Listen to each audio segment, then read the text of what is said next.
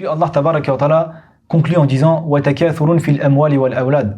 La course aux biens, l'accumulation des biens et des enfants. Accumuler plus de biens, plus d'enfants, plus de sécurité mondaine, jusqu'à quoi أَلْهَاكُمُ التَّكَاثُرُ حَتَّى زُرْتُمُ الْمَقَابِرِ.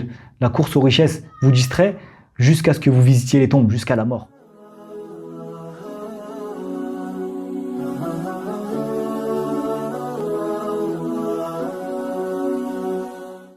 Bismillah, alhamdulillah, wa salatu wa salamu ala rasulillah, wa ala alihi, wa sahbihi ajma'in, amma ba'd, assalamu alaikum wa rahmatullahi wa barakatuh. Chers frères et sœurs, nous continuons nos rappels que nous faisons durant ce mois de Ramadan. Précédemment, nous avons vu ensemble quelle est l'importance de l'adoucissement des cœurs, quel est le danger d'avoir un cœur qui est dur, le lien qu'il y a entre le cœur et l'obéissance à Allah, entre le cœur et la soumission à Allah tabaraka wa ta'ala. Dans notre précédent cours, nous avons vu qu'Allah tabaraka wa ta'ala nous a donné deux diamants qui sont la santé et le temps libre. Et que la majorité des gens sont dupés, sont trompés par cela, car ils ne parviennent pas à trouver un équilibre entre la vie d'ici-bas et l'au-delà. Beaucoup de gens ne vivent pas comme si la vraie vie était l'au-delà. Et c'est cela qui leur fait perdre les choses les plus précieuses qu'ils ont, comme le temps, la santé, l'occasion de faire des adorations à Allah tabaraka wa ta'ala. Aujourd'hui, avec la permission d'Allah tabaraka wa ta'ala, nous allons voir un verset qui est le verset 20 de la sourate Al-Hadid, dans lequel Allah tabaraka wa ta'ala nous parle de la réalité de ce bas monde et ce qu'elle produit lorsqu'on s'y attache. Dans ce verset, il nous dit "I'lamu annama al-hayatu ad-dunya la'ibun wa lahwun wa zinatun wa tafakhurun bainakum wa takathurun fil amwali wal awlad." Allah tabaraka wa ta'ala dans ce verset il nous dit "Et sachez que la vie d'ici-bas n'est que jeu et amusement, parure, une rivalité entre vous et une course à l'accumulation des biens et des enfants. Elle est semblable à une pluie. La végétation qu'elle fait pousser émerveille les cultivateurs, puis elle se fane, tu la vois jaunir, puis elle devient poussière. Et ensuite, à la fin du verset, il nous dit وَمَا الْحَيَاةُ الدُّنْيَا إِلَّا مَتَاعٌ غُرُورٌ. Et la vie d'ici-bas n'est qu'une jouissance trompeuse. Voyons voir ensemble, point par point, les détails de ce verset. Il commence par comparer cette vie à un jeu et à un amusement. Il nous dit que ce bas monde n'est que jeu et amusement. La vie d'ici-bas ressemble à un jeu. Lorsqu'on plonge dans cette vie, on ne mesure plus le temps qui passe, la fatigue qui s'accumule, les pertes et l'éloignement progressif d'Allah tabaraka wa ta'ala. Et puis lorsque le jeu se termine, lorsque cette vie se termine, on constate soudainement que le jeu est terminé, que nous avons eu des pertes, que nous n'avons pas pu profiter correctement de cette vie et qu'il n'y a plus de retour. Le croyant lucide est celui qui, alors qu'il est dans ce jeu, il sait sortir de ce jeu, prendre du recul, se poser les bonnes questions et dire est-ce que je me comporte comme Allah le veut, comme un serviteur qui a été envoyé sur terre pour adorer son Seigneur, ou comme un joueur qui est dans un jeu et qui n'arrive plus à en sortir. Il faut être conscient de cela, la vie n'est qu'un jeu, et avant qu'il ne soit trop tard, avant que le jeu ne se termine, avant que nous tombions dans une situation de regret, il faut se ressaisir et savoir sortir de ce jeu-là. Car une fois que le jeu est terminé, il n'y a plus de retour. Il y a seulement les regrets que nous allons avoir le jour du jugement devant Allah tabaraka wa ta'ala. Quelles sont les principales causes de regrets le jour du jugement? Premièrement, les regrets d'avoir suivi des mauvaises personnes, des dirigeants, des amis, des modèles, des idéologies, etc.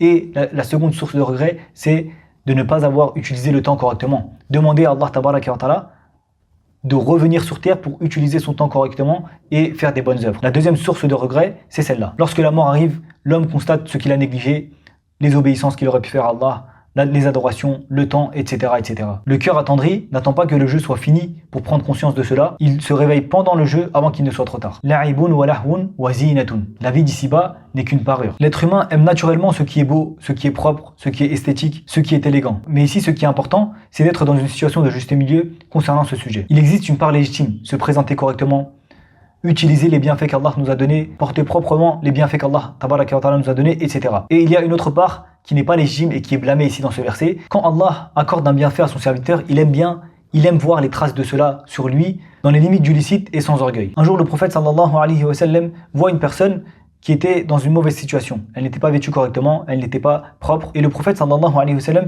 lui a demandé quels étaient les bienfaits qu'Allah lui a donnés. Et cette personne lui a cité tous les biens qu'il a, tous les biens que Allah tabaraka wa ta'ala lui a donnés, les bêtes qu'il a, les biens qu'il a, etc., etc.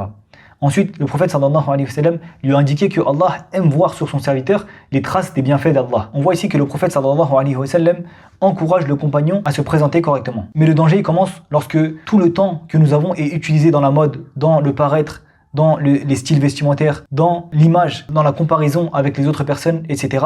Et cette situation, elle mène à la perte de l'homme. Et c'est cette situation qui est condamnée par Allah tabaraka wa ta'ala dans ce verset. La vie d'ici-bas n'est que jeu, amusement, parure, la'ibun, wa lahwun, wa zinatun, wa tafakhurun bainakum. N'est que rivalité entre vous et vantardise. Les gens se comparent constamment à autrui. J'ai plus de biens que toi, j'ai de meilleurs enfants que toi, j'ai tel bien, tu ne l'as pas. Deux personnes qui ont les mêmes biens, moi j'ai un modèle supérieur au tien, mes enfants ont étudié telle faculté, les tiens, ils travaillent dans tel domaine, etc. Toujours la comparaison et le souhait d'être reconnu par les gens, c'est ce que blâme Allah tabaraka wa ta'ala ici dans ce verset. Il y a un critère simple qui nous permet de savoir si le monde nous a piégés ou pas. Si Allah tabaraka wa ta'ala nous donne des bienfaits, ici on a parlé des enfants, des biens mondains, etc. Si Allah azza wa jalla nous donne des bienfaits et que nous le remercions lorsqu'on a des biens, on remercie Allah tabaraka wa ta'ala, les biens qu'Allah nous a donnés nous poussent à le remercier davantage, alors cela montre que nous ne sommes pas piégés par ce bas monde. Mais si Allah tabaraka wa ta'ala nous donne des biens, mais ces biens nous poussent seulement à nous vanter, à faire de la comparaison avec les autres, à se sentir supérieur à d'autres, alors cela nous montre que nous sommes piégés par ce monde et ces biens vont nous mener à notre perte. Puis Allah tabaraka wa ta'ala conclut en disant wa takathurun fil amwali wal awlad.